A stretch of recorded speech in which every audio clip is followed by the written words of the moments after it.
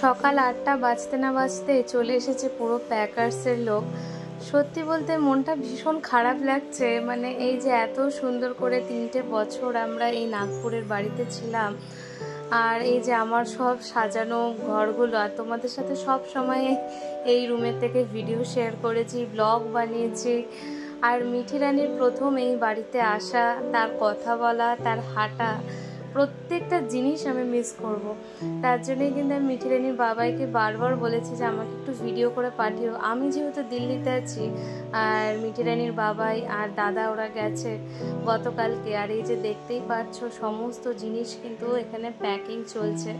এই আমাদের sofa, TV, fridge, মানে যাবতীয় ছিল, তো এই প্যাকিং চলছে। তাই ভাবলাম তোমাদের সাথে একটু ছোট্ট করে আপডেট আমি শেয়ার করি।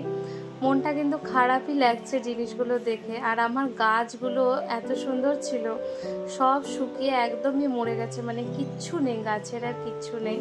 আবার যাই হোক, নতুন করে আবার দিল্লিতে সমস্ত কিছু মানে লাগাবো গাছপালা।